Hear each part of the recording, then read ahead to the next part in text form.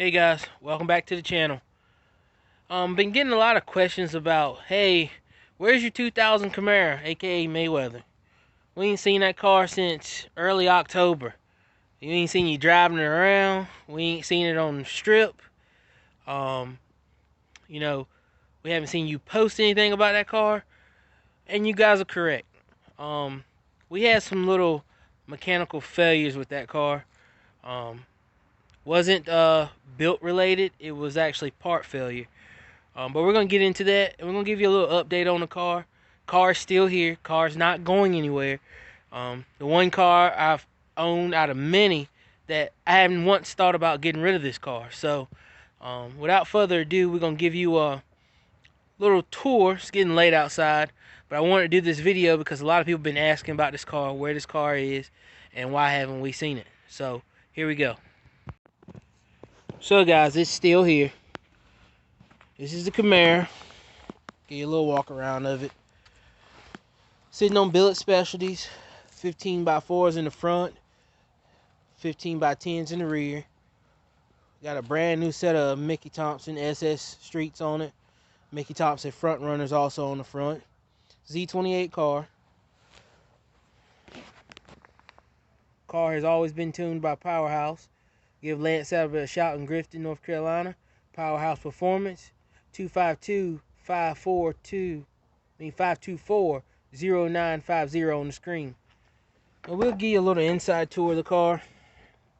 It's your basic layout. Z28. This is a 2000, what they call the catfish Camaros. Car's clean inside.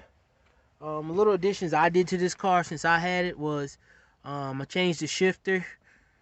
We ended up running a 10-inch Android in it to run some of the apps to run the engine. And we added pod gauges. So that's pretty much it what we did to this car as far as the interior wise. I did upgrade the sound system. It already has a Typhoon amplifier in it, but I did do Auto-Tech speakers all the way around in this car because it didn't have any speakers when I got the car. They had done what they call a weight reduction, which ain't much. Integrated tweeters in the doors.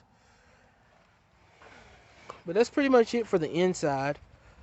I mean, it's super clean. Still got the back seats, everything. My son rides back there all the time.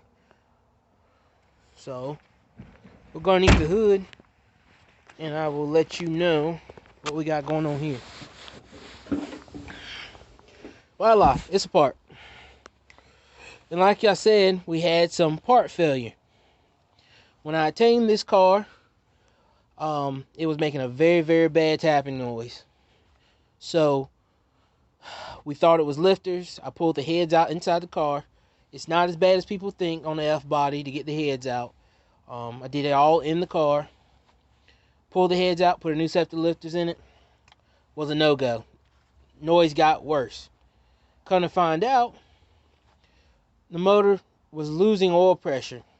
And it got some rods, some mains, so forth and so on. Just a disaster. So we ended up snatching that motor out, freshening it up, put it back in, and that's what we have here today. So we ran this car for probably about half a season. Ran great, was tickled to death with the car. It did what it said it was going to do. It actually did better than what the current guy had it said it would run. So this car was pretty bad for a street car. And we ran it. We ran it with Pro bracket radios on it at first. What came on the car, it did great. I wanted to start driving the car on the street, and of course, you can't drive around with Pro bracket radios legally. So we put the Mickey Thompson SS's on it. Put the Mickey Thompson SS's on it. Took it out beginning of October. Was the last time the car was out. Ran the best ET the car has ever ran. And I was tickled to death. And that was on motor. The car was on nitrous. I wasn't shooting it that day. It was just straight motor. I wanted to try the tires out. It dropped the 60 foot by like 3 numbers. So I was very tickled to death with that. To be on a street tire. And So we ran it, got our best ET ever on motor. I don't disclose times at this time on this car because I do still kind of grudge race this car a little bit. But we're going to start running some more shootouts this year with it. Possibly run some street class ET bracket racing on motor on this car. But came home, left it on the trailer for about 3-4 days. Went to go take it off, started up. A terrible tapping noise. Terrible. So I said, hey, I've had issues with these lifters ever since I put them in. I'm going to snatch them all out in 1 week and put a whole brand new set of millings in it that I know were good. The first ones I bought was off eBay, some LS7 knockoffs. I said I'm going to put some millings in it and be ready for a street car shootout. Final one of the year, which is the Street Gangsters, DRSA, no cage shootouts. And went to go pull them out. Got all of them out. Found 2 that were sharp on the edges of the rollers, which was odd. Went to go pull out the last one, which is on cylinder 1 intake.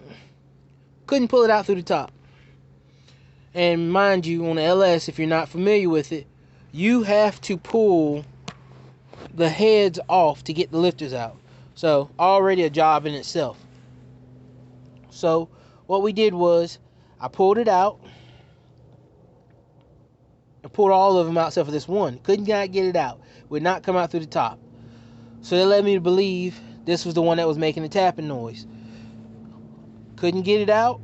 So I proceeded to try to pull it out with a pair of pliers. That didn't work. Talked to a couple of friends. They ran into this issue before. Lifted mushroomed. Okay, no big deal. Probably didn't hurt anything. Just flared out a little bit. Ended up having to pull this cam out this car, which was running a BTR Stage 3. And had to drop it out through the cam valley. When we pulled it out through the cam valley, it was a very good thing we had caught this lifter in time. I'll put another clip up. It's also one in the thumbnail.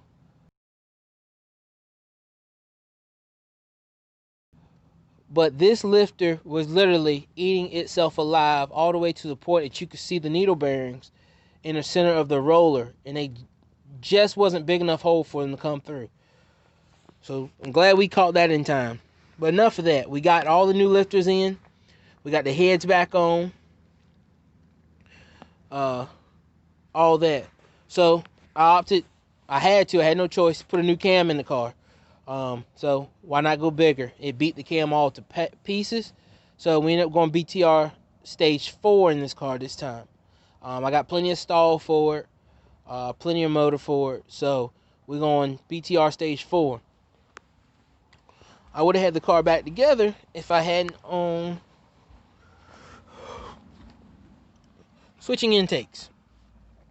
So if you watch my other videos, you've probably seen that I did a review on this Phytech EFI intake sheet metal short ram. Well, I finally got it outfitted with the throttle body, new nitrous plate, everything on it. All my hoses for my vacuum, everything is on it. So we finally got that fitted. That'll be going on here shortly. And we will get a first startup on this vehicle and see how it runs. We'll get in contact with Powerhouse Performance. See when we can get back on the dyno, because we did change cams and we're changing intake and throttle body. So we're definitely going to require a new tune. But that's the update on Mayweather. Actually thinking about changing the name of this car. I look for this car to have a different attitude when it comes back out. I'm hoping for it. If not, it's already lived up to its name for what it had.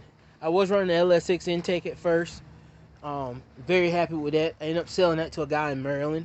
It was fully ported. So I got a good price for that. But that's an update on Mayweather. Like I said, I'm actually thinking about switching the name. Guys got any names for it? Please leave them down in the comments. But I'm really thinking about I switched some things on it. We're looking to get this car probably repainted here first of the year if everything works out good. And that's pretty much it. But this is an update on Mayweather, guys. So stay tuned. We're going to get you a startup video. We're going to get that intake on and getting this build buttoned up. But that's what happened to the car, guys. So that's why you haven't seen it. Peace out. Like, share, subscribe. Remember to always keep God first. Catch you guys later.